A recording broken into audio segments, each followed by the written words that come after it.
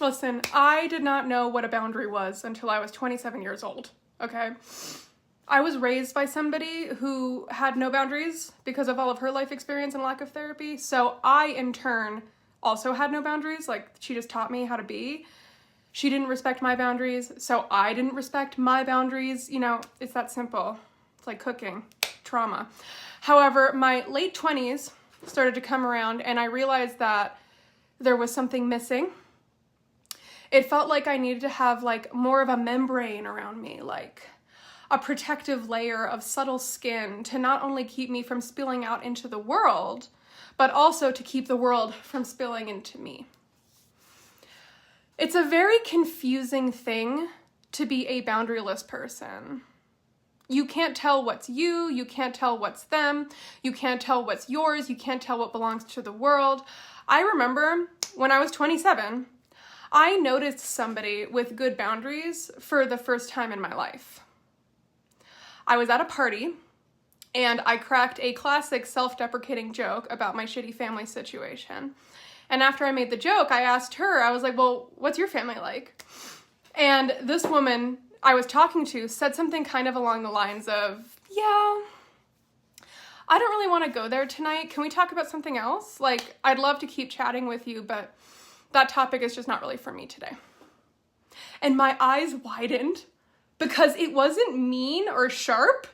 It was kind but firm.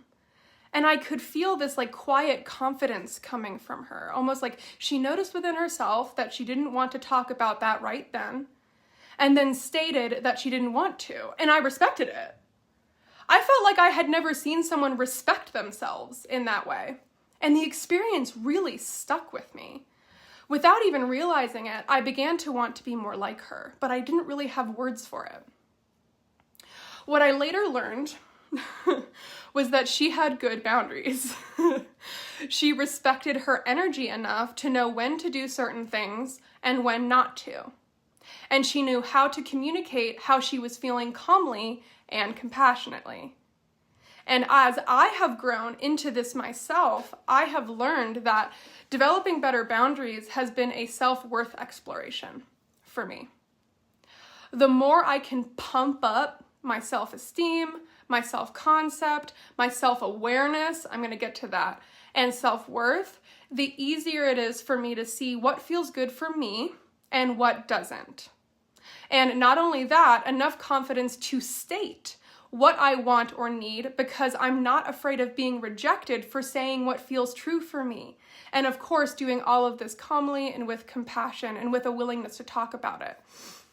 However, the whole topic of boundaries can get really murky because I think a lot of us can start to get confused between what is a boundary and what is our limit. What's a boundary and what's a limit? Everything I've already described is perhaps in the realm of what we understand as a boundary, but as I've gotten older, I've realized that a lot of the subtle stuff, the little stuff, is more related to my self-awareness of where my limits are in certain situations. So perhaps that woman at the party felt that she was at her limit for the day of thinking about her family, period. She didn't need to have a boundary with me. She was just at her limit. That feels so much more relational to me. Relational, like we're in this together. Sometimes I see people getting so deep into their so-called boundaries that they unconsciously block themselves off from the world. Everyone. They're thinking, well, if my need isn't being met here, that means I need to have a boundary with this person. No, you don't. You just need to recognize that you're at your limit and find a way to talk about it in a productive way. Productively. Here's an example.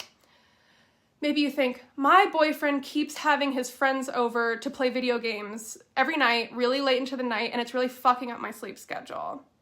So I need to have a boundary with him. Do you hear the way that sounds? Do you hear the way that sounds? You've turned your partner who you supposedly love into your adversary. Like you need to put up a wall in order to get your way in the relationship. That's not a relationship. Those are two enemies fighting for their land. Okay, so here's an alternative. My boyfriend keeps having his friends over to play video games late into the night, and I am noticing a negative impact on my sleep schedule.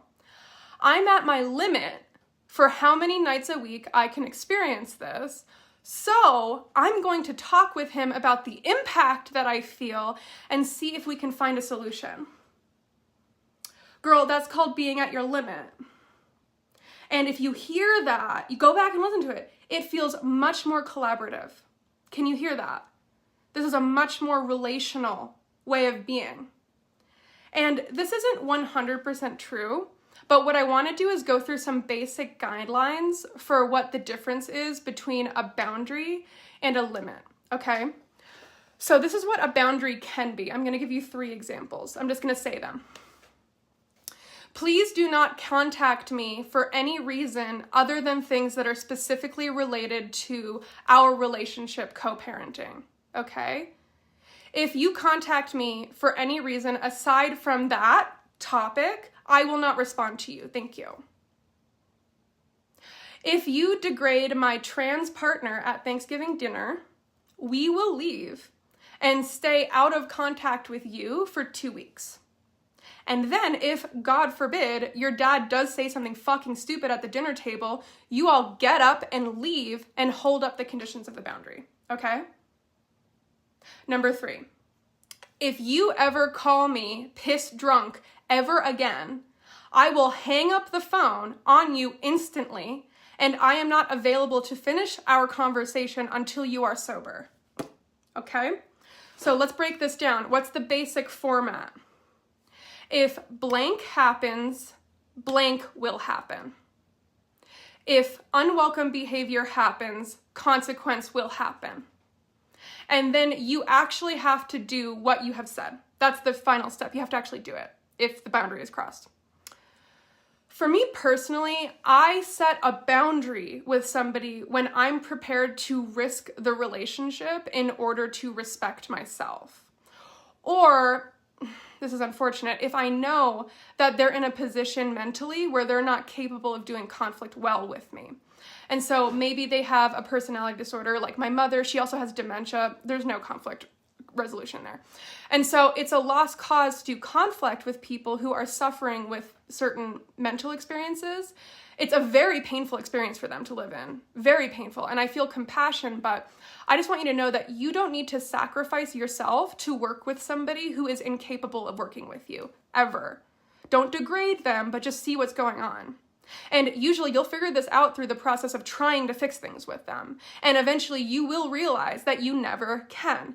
That is a great place to lay down a boundary, when you finally realize you're at your limit with this person who cannot solve things with you. So what's a limit? I'm going to say some things. I've noticed that when we're in the car together, you put on music immediately without asking if I'm open to listening to anything. So sometimes I really like sitting quietly in the car with you. Is there a way that we could find a solution for how to navigate this in the future? Because I just want both of us to be happy and feel like we're getting our needs met. Okay? 2. Hey, I love you so much, but sometimes when I come home from work, I just need an hour to be silent and alone and process everything I just experienced at my fucking hellscape job. It's not personal at all to you. I adore you.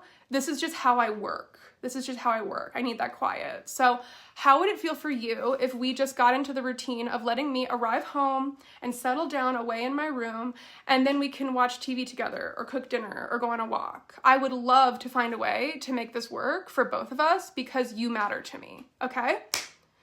So the basic format with that, this one's a little bit more nuanced, but basically it's like something you're noticing you're at your limit about. And then, how can we find a solution that works for both of us? Don't forget to affirm how much the other person means to you when you're expressing your limit, by the way, okay? That's just good relationality. My theory is that people are stuck on needing to have boundaries all the time because they are unconsciously conflict avoidant. This is my theory. This is just my theory. You may initially perceive that behavior of being really overly boundaried as not being conflict avoidant because they're so intensely setting their boundary with you. but it could potentially be a subtle form of conflict avoidance, which is known as posturing, where somebody will puff themselves up to get their way, rather than slow down and engage in the relational process of coming up with a solution with the person that they're speaking to. That's just a different way. That's conflict. That's doing conflict well. And so conflict skills require a willingness to do whatever it takes to speak clearly, calmly, and vulnerably. Even if it takes a couple of hours to regulate yourself enough to do that, or you guys need to take a time out. Productive conflict can take a very long time. So just accept that. And if you struggle with any of the things that I just said, you might be conflict avoidant and you don't even know it. And I say all of this to make the point that some people who are over-boundaried may just need to improve their conflict skills so they can get better at stating their limits in a collaborative way. Collaboration.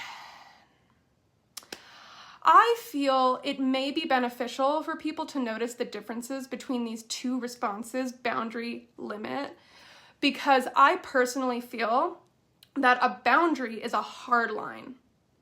And we really need to ask ourselves if we need to have hard lines with everyone who makes us uncomfortable. Like, do you really need to have a hard line, or do you need to express or acknowledge within yourself that you're at your limit? If you have a hard line with everyone, you are further separating yourself from others and, dare I say, reality itself. This is not a yogic way of being. So use your discernment, judgment plus wisdom, that's what discernment is, to know when to do what. And see if it can help you to feel more confident and connected with the people that are in your life. Thank you for coming to my TED Talk. And by the way, if you loved everything I was saying today, I'm teaching a 6-week course about conflict in May. It's January right now, but in 5 months, we're doing a 6-week course about conflict. And leading up to this, I'm really trying to invite more people in to do one-on-one work with me about conflict and relationality and how to be more relational, just as almost kind of like a way for me to really embed myself in this conflict process with people so I can serve you up like the best possible work when I teach the course. And in case you know nothing about me, my name's Hannah Williams. I'm a spiritual mentor and I'm a relationship coach.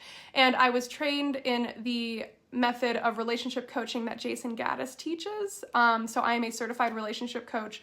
And so if any of that's exciting for you, DM me. I would love to talk and help you become more relational and work through maybe some conflict skills. So that's that. Thanks for listening, guys. And I hope some of this was helpful today.